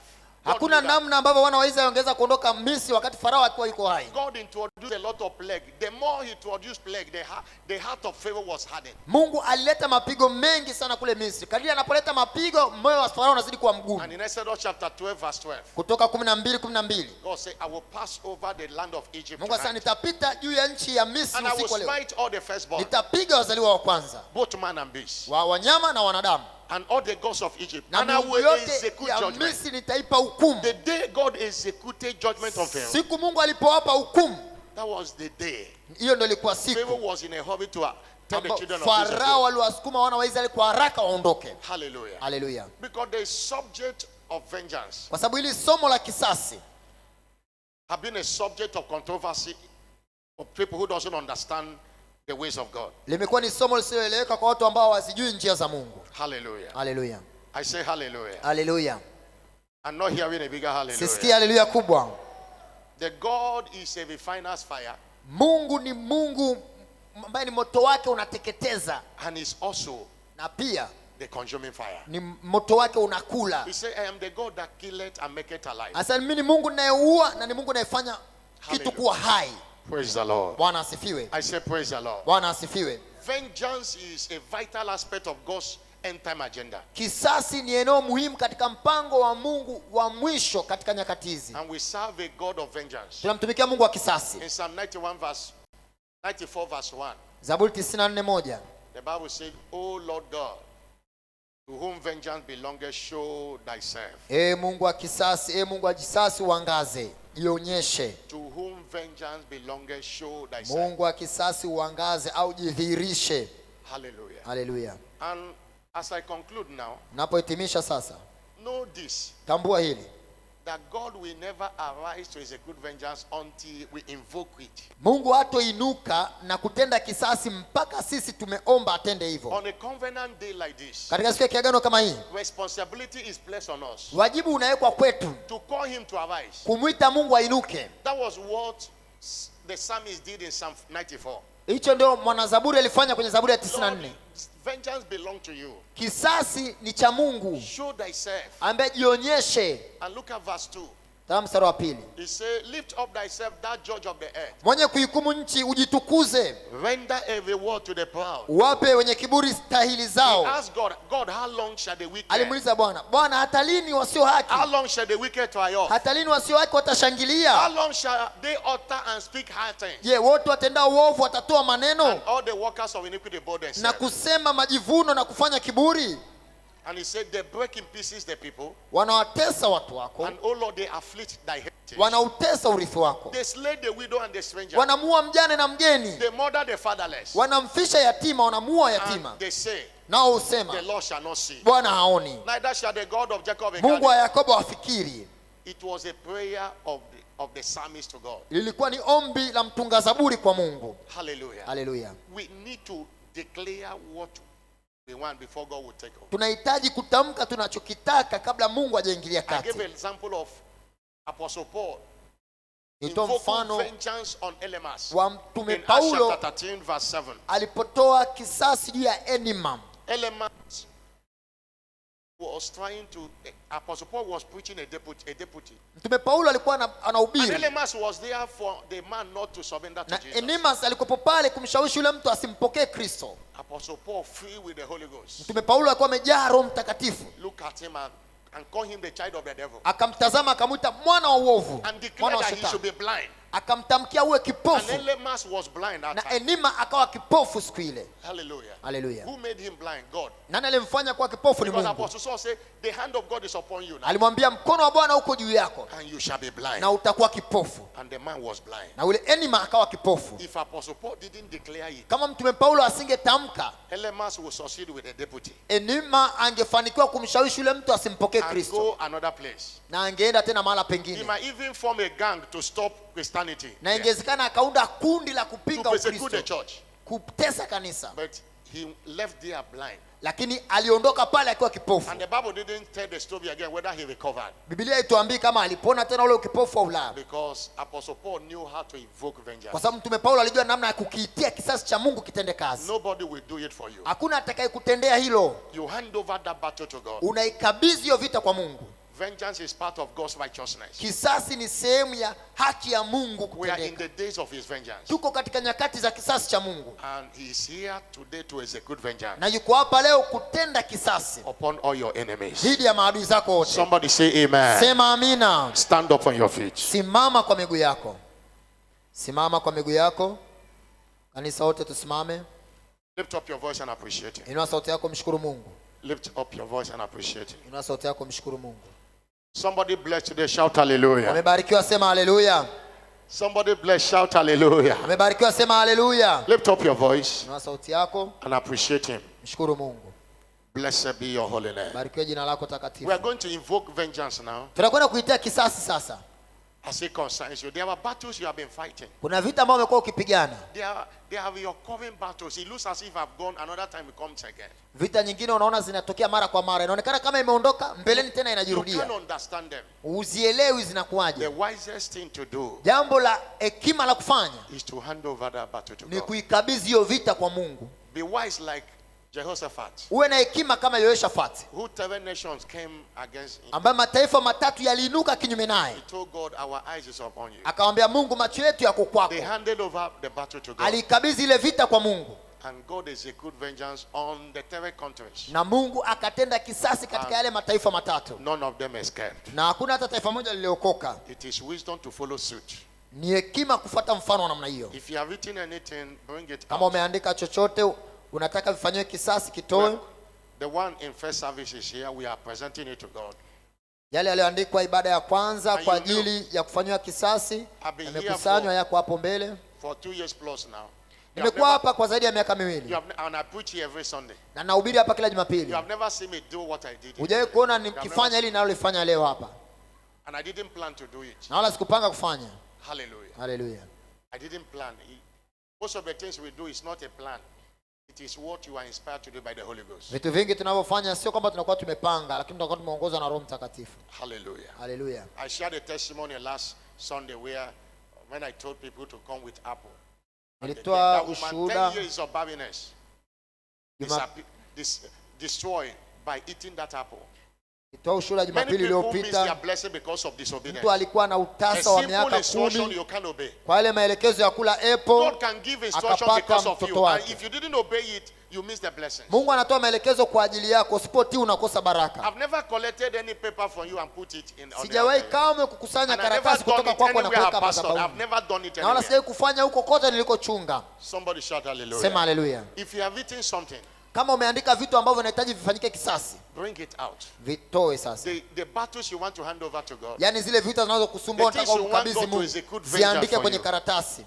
we are going to present it to God. Tunakwenda kuzikabidhi mbele za Mungu. While you are bringing it out, Yale God, mambo yanayokusumbua cannot execute yaandike vengeance for ili Mungu ayatendee kisasi. God cannot execute vengeance for you Mungu hawezi kutenda kisasi kwako if He does not know you, kama hakujui wewe, if you are not His child. kama wewe sio mtoto wake. Because one of the things that is needed to be done to provoke God's vengeance, Kwa sababu moja ya kitu ambacho kinahitajika kufanyika ili kisasi cha Mungu kidhihirike you must be His elect. ni kwamba lazima uwe mteule wake. According to Luke chapter 18 verse 7 and 8. Kwa sababu na Luka 17:7 He na said, 8. shall not God avenge His elect Je, Bwana hatawalipa wateule wake that cries night and day? wanaomlilia mchana na usiku? I say, though He bear them long, who is His elect? Mteule wake ni nani? Everyone that have surrendered his life to Jesus. Yoyote aliyetoa maisha yake kwa Kristo ndio mteule wa Mungu. You are entitled to hand over your battle to God. Unastahili kumpa Mungu vita yako. That's why before we declare and pray Ndio now, maana kabla hujatamka na kuomba sasa, you are here, you are not born again. uko hapa na hujaokoka, You want to surrender to Jesus, unataka kusalimisha maisha yako kwa Kristo, or you want to rededicate your life to Jesus. ama uliokoka ukarudi nyuma unataka kutengeneza na Yesu, I want to pray for you first, nataka nikuombee and God will fight for you. na Mungu atakupigania. That witchcraft attack will be over in your life. Hayo mashambulizi ya kichawi yatakoma maishani mwako. That negative pattern in your family will be over. Ile minyororo, mambo yanayojirudia rudia kwenye familia yatakoma. There is no smoke without fire. Hakuna moshi pasipo moto. That smoke you are seeing, there is somebody putting fire there. And Huo that's the moshi unaoona ambao ni changamoto kwenye maisha yako, kuna mtu ameweka moto that you must execute vengeance. ambayo inabidi leo umpige kisasi cha You Mungu, must invoke vengeance on that. ambayo leo inabidi uitie kisasi cha Mungu juu ya huyo mtu. But you must be born again to have the right to do that. Lakini kwanza lazima uokoke ili uwe na haki ya kufanya kisasi. These two set of people, Makundi haya mawili ya watu, those who want to rededicate their life to wale Christ, wanataka kutoa maisha yao kwa Kristo, and those who want to surrender firstly. Please put your hand in your chest. Let me pray for you. wale waliokoka wakarudi nyuma wanataka kutengeneza maisha yao, Put your weka hand in mkono your wako chest. kifuani. Let me pray for you. Unataka kuokoka, weka mkono wako kifuani. And God will Uliokoka ukarudi nyuma, unataka kutengeneza maisha yako na Yesu, pia weka mkono kifuani. And God will take over your battles. Na Mungu today. naye atachukua vita zako leo. Put your hand in your chest Weka mkono wako kifuani. and come forward. Let me pray for Na you. njoo mbele hapa tukuombee. Come forward. Let me pray for Uliweka you. mkono wako kifuani, njoo mbele sasa. Clap your hand for Wapigie Jesus. makofi. Come forward. Njoo mbele, njoo mbele. You are here. You are not. You know it very Njoo well. Come mbele, forward. uko hapa hujaokoka. You want to Unataka rededicate your kuokoka, life. Come forward. uliokoka ukarudi nyuma, God njoo bless you. Come mbele. forward. Jesus Njoo mbele. brought you here to save you today. Yesu amekuleta hapa leo akuokoe. Clap your hand for Jesus. Wapigie makofi. Someone is coming. Na Please mtu join her. anakuja. Join here. Join Njoo her. mbele wewe, weka mkono wako kifuani, Join her. Come forward. ambao Come unataka forward. kumpa Yesu maisha Come yako. forward. Jesus is. Uliokoka ukarudi nyuma, In the first service, we unataka saw kutengeneza na Yesu. a lot of souls saved in the first service. Kwenye ibada ya kwanza tuliona nafsi nyingi sana zilikuwa Don't go zimeokoka. back with that sin. Come. Usirudi na hiyo Come. dhambi yako, njoo Come. mbele. Jesus is calling you. Yesu anakuita. Are you not tired of fighting that battle alone? Je, haujachoka kupigana hiyo vita mwenyewe? When you have the man of war, the Bible says he's a man of war. Biblia inasema Mungu wetu ni mtu wa vita. He is here to fight for you. Yuko hapa kupigania. If you will surrender your life and that battle to him. Kama utatoa maisha yako kwa Kristo na utampa ile vita yako. If you are coming, please come and Kama join these unakuja people. tafadhali njoo ungana na hao ndugu Come. tukusubiri. Jesus is calling you. Yesu Kristo anakuita. In Jesus' name. Katika jina la Yesu. Help me lead them to Christ. Ulioko hapa Yes, right. mbele, fuatisha maneno Congregation, haya. have your seat. Kanisa tuketi. If you are writing something, you conclude it now. Kama unaandika yale mambo ambayo unahitaji afanywe kisasi, endelea kuhitimisha. Ulioko hapa mbele, sema Bwana Yesu, asante kwa neema yako iliyonivuta kwako. Ninakiri ya kwamba mimi ni mwenye dhambi. Nisamehe dhambi zangu. Nioshe kwa damu yako. Futa jina langu kwenye kitabu cha hukumu. Andika jina langu kwenye kitabu cha uzima. Ingia kwenye maisha yangu, uwe Bwana na Mwokozi wangu. Kuanzia leo nimeokoka, nitakutumikia na kukufuata siku zote za maisha yangu. Amen. Amen. Father, thank you for saving these souls. Baba, asante kwa kuokoa nafsi hizi. I cover them with the blood of Ninawafunika kwa damu ya Yesu. Father, today, Baba, leo take over their battles chukua vita zao, and give them victory. wape ushindi, Establish them in faith and in trust. wathibitishe katika imani na ushirika, And let them have a testimony of once I was blind, now I can see. na wapatie ushuhuda kwamba nilikuwa kipofu na sasa naona, In Jesus' name. katika jina la Yesu. Please follow our church officials. Wafuate wahudumu wetu. Everybody stand up. Stand up. We Kanisa don't wote have time. tusimame juu sasa. Stand up on your feet. Kanisa wote tusimame. Have you written something? Kama umeandika vile vitu unahitaji kisasi, There is a time to pray kuna wakati wa kuomba and there is a time to invoke. na kuna wakati wa Speak kuitisha. against. There are time to speak for and there is a time to speak against. Kuna wakati wa kutamkia na kuna wakati wa kutamka kinyume. Apostle Paul spoke against the activities of Elymas and it answered. Mtume Paulo alizungumza kinyume na zile shughuli za Elymas na akapata matokeo. Stand by the authority in the name of Jesus. Isimamie ile mamlaka iliyo katika jina la Yesu. And everything you have written there, Na kila kitu ambacho umeandika, begin to present it to God. anza kupeleka mbele za Mungu. Call the vengeance of God. Ita kisasi cha Mungu. God to whom vengeance belongs. Mungu wa kisasi, Show yourself. jionyeshe. If you don't have anything, pray. Declare vengeance upon the enemies. Tamka kisasi dhidi ya adui. There are enemies to your marriage. Kuna maadui wa ndoa, Enemies to your fruitfulness. maadui wa uzao, Enemies to your prosperity. maadui wa mafanikio, Enemies to your job and employment. maadui wa kazi na ajira Lift yako. up your voice and pray. Inua sauti yako na Lift up your uombe. voice. Inua sauti Oh yako. Lord God, to whom vengeance belongeth. Mungu wa kisasi, Show thyself. jionyeshe. Show thyself. Jionyeshe. Show thyself. Jionyeshe. Show thyself. Jionyeshe. Oh, we hand over our battles to you this morning. Tunakabidhi vita We zetu hand kwako. over our battles to you this Tunakabidhi morning. vita zetu kwako. You are the God, man of Wewe ni war. Mungu wa leo In na the name of kesho. Jesus. Katika jina la Yesu. Every witchcraft activity, Kila shughuli za kichawi, Lord, every marine power kila activity roho za over the bahari, life of anyone here.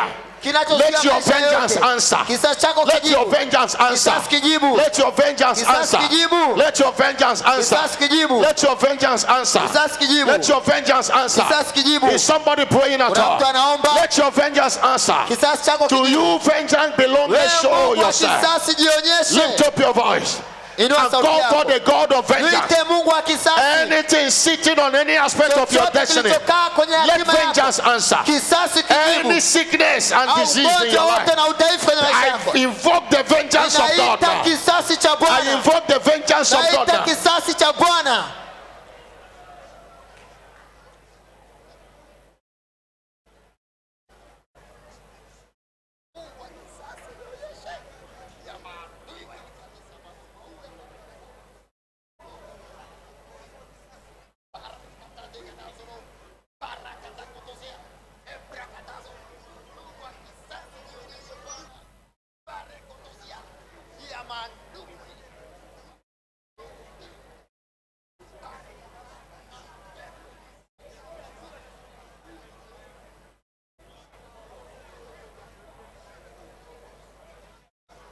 Is somebody invoking that vengeance? Na mtu Is anaita somebody kisasi. executing that Kuna vengeance? mtu anatamka kisasi. Oh, Makatalaba.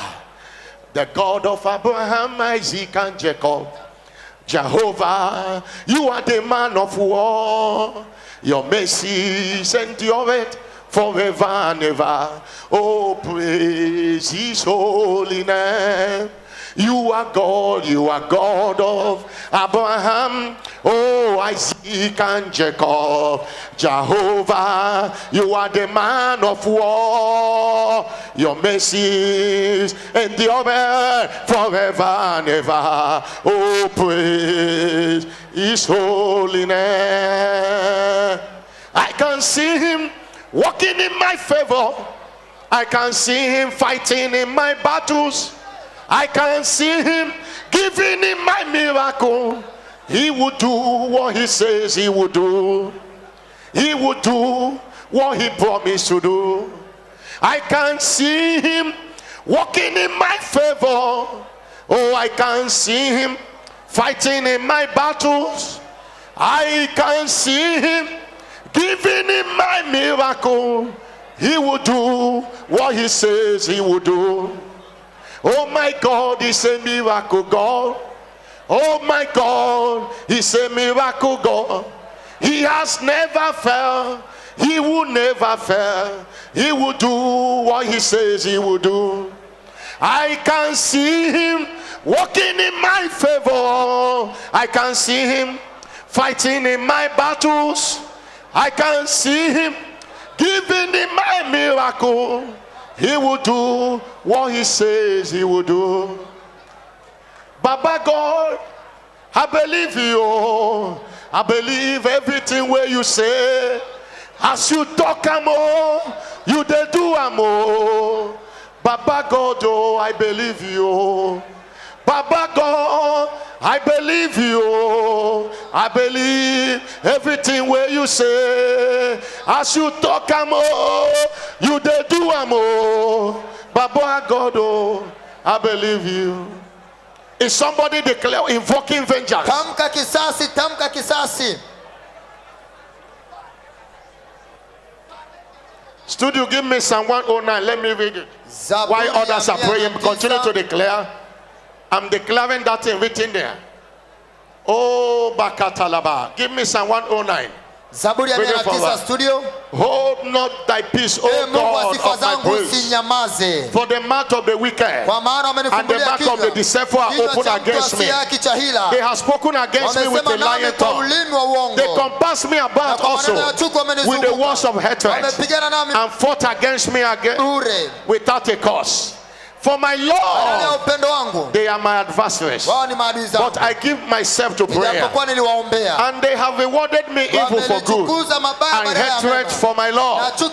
Set down a wicked man over him, and let Satan stand at his right hand. When he shall be judged, let him be condemned. Let his prayer become sin. Let his days be few, and let another take his office. Let his children be fatherless, and let the wife a widow. Let his children be continually vagabond and beg. Let them seek their bread also out of their desolate places. Let the external catch all that he has, and let the stranger spoil his labor. Let there be none to establish unto him, neither let there be any to favor his fatherless children. Let his posterity be cut off. In the generation following, let his name be blotted out. Oh, let the iniquity of the fathers be remembered with the Lord. Let not the sin of his mother be blotted out. Let him be before God continually, that he may cut off the memory of them from the earth. Because he remembered to show mercy, but persecuted the poor and the needy man, that he might even slay the broken in heart. As he loved cursing, let it come upon him. As he delighted not in blessing, let it be far from him. As he loved cursing, let it be far away from him. As he delighted not in blessing, let it be far away from him. In the name of Jesus. Somebody say amen. Somebody say a louder amen. Where's that paper to? Inua hiyo karatasi yako juu. Say after me, oh God, Lord God, to whom vengeance belongs. Sema Mungu wa kisasi.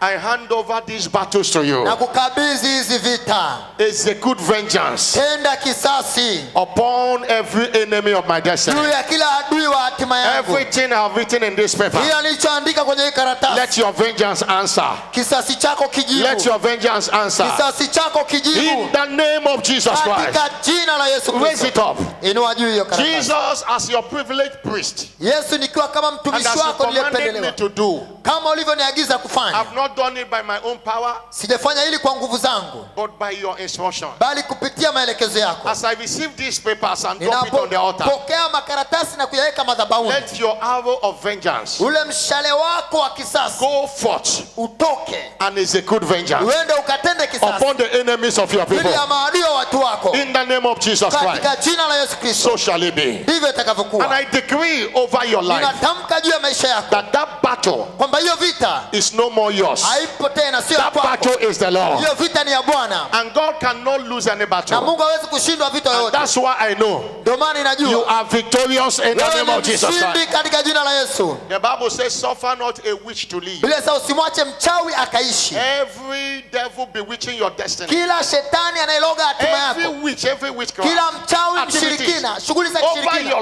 life, katika maisha yako, over your marital destiny, katika hatima yako ya ndoa, over your business and katika career, biashara na taaluma, any aspect of your destiny they are au sitting katika eneo on, lote la hatima yako, I decree ninatamka destruction upon their life now. uharibifu juu yao katika jina la Yesu. Let the fire of the Holy Ghost Moto wa consume Roho them now. Mtakatifu wateketeze sasa. Let the fire of the Holy Ghost Moto wa Roho consume them Mtakatifu now. wateketeze sasa. In the name of Jesus Christ. Katika jina la Yesu Kristo. Anyone that have dug a pit for you Yote aliyekuchimbia shall shimo fall into that pit they have dug. atadumbukia mwenyewe. Anyone that have sent arrow to you, Yote aliyekutumia mshale, that arrow will turn huo back to mshale sender. unamrudia mwenyewe. I decree back to sender. Natamka urudi I ulikotoka. decree back to sender. Natamka urudi I ulikotoka. decree back to sender. Natamka urudi ulikotoka.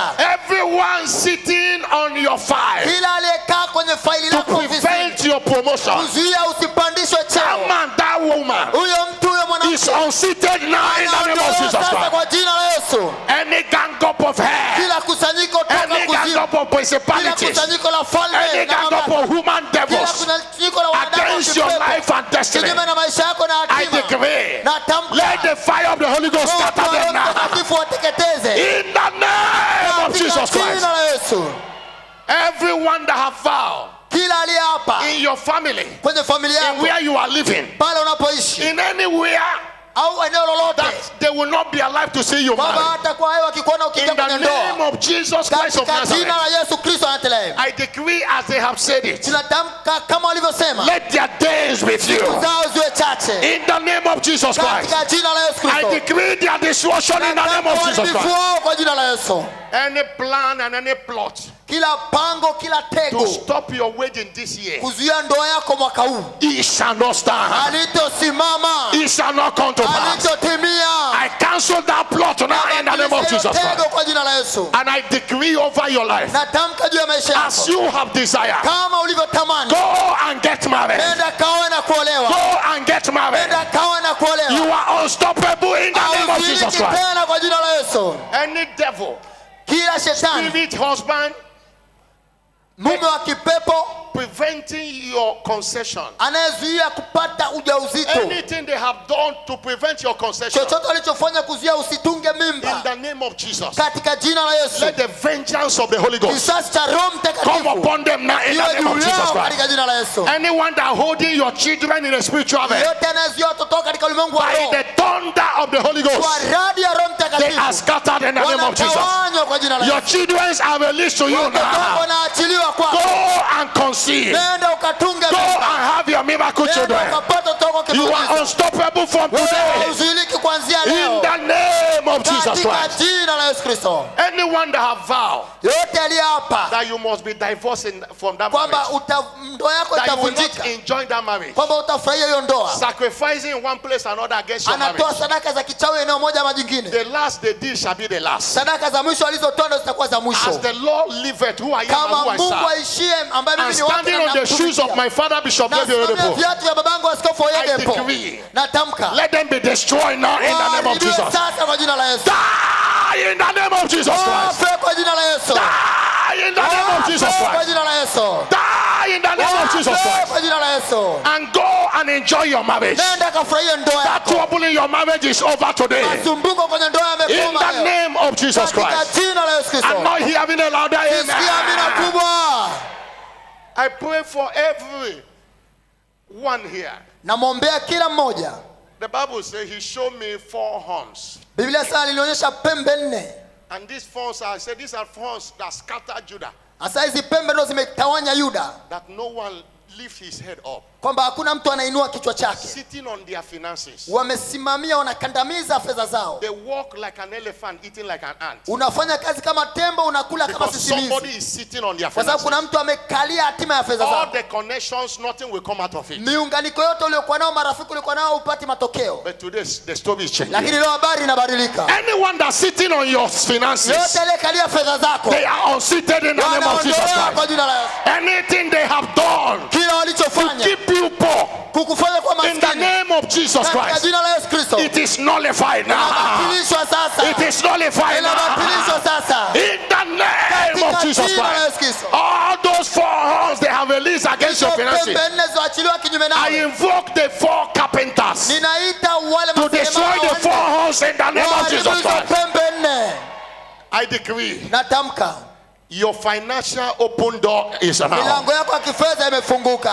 This month of June, Mwezi huu wa 4, you shall see money mwezi in huu your wa hand 6, as never utaona before. pesa. Every little effort you make, Juhudi ndogo utakaofanya it shall yield bountiful harvest for itakuletea you. matokeo makubwa In the name of Jesus Christ. katika jina la Yesu Kristo. The Bible says, whatsoever he doeth, he shall Biblia prosper. lolote alifanyalo litafanikiwa Do the work of your hand. kupitia kazi ya mikono My yako. God shall prosper you in the name of Jesus Christ. Kufanikisha. So shall it be. Ndivyo itakavyokuwa. Somebody shout a louder Sema amen. amina kubwa. You will hear news of the destruction of your Utasikia enemies. habari za kuharibiwa maadui zako. But you will have a good news concerning yourself. Uko hapa utasikia habari njema I speak kuhusiana to na your wewe. business profit upon Na profit. itamkia biashara yako ipate I faida. speak to your career Na tamkia from taaluma one yako. level of promotion to another. Utainuliwa toka kiwango kimoja kwenda kingine. Anybody fighting you in that office, Yote anayepigana nao kwenye hiyo ofisi, my God shall fight Mungu them. wangu atapigana nao. My God shall fight Mungu wangu them. atapigana nao. My God shall fight Mungu wangu them. atapigana nao. My God shall fight them. Mungu wangu atapigana In the name nao. of Jesus Christ. Katika jina la Yesu. No one will lose his or her job in Hakuna this church. atakayepoteza Any mtoto plan wake. to sack you or retrench you, Kila mpango wote wa kuondoa I stand kazini. by the authority in the name of Jesus. Nasimama kwa mamlaka ya jina la Yesu. That plan is nullified now Huo in the name mpango of Jesus. umebatilishwa kwa jina la Yesu. Instead of a sack letter, Badala ya barua ya kufukuzwa you shall kazi, receive a promotion letter. utapokea barua ya kuinuliwa. You shall receive a promotion letter. Utapokea barua ya kupandishwa cheo. Because the God of vengeance have showed up, Sasa Mungu wa kisasi and amejidhihirisha your enemies are na scattered. maadui zako The wanatawanyika. Bible says, let God arise Sasa Mungu uinuke and let the enemies be na scattered. adui zake watawanyika. God have risen Mungu and your ameinuka. enemies are scattered Adui in the zako name of Jesus Christ. watawanyika. So shall it be. Ndivyo itakavyokuwa In Jesus' name. katika jina la Yesu. Wave your hand and appreciate God. Punga mikono yako, mshukuru Lord, take Mungu. over these matters Bwana achukua vita hizi and let your people have their na testimony. watu wako wawe na shuhuda In Jesus' name. katika jina la Yesu. Somebody shout a louder Sema amen. amina kubwa.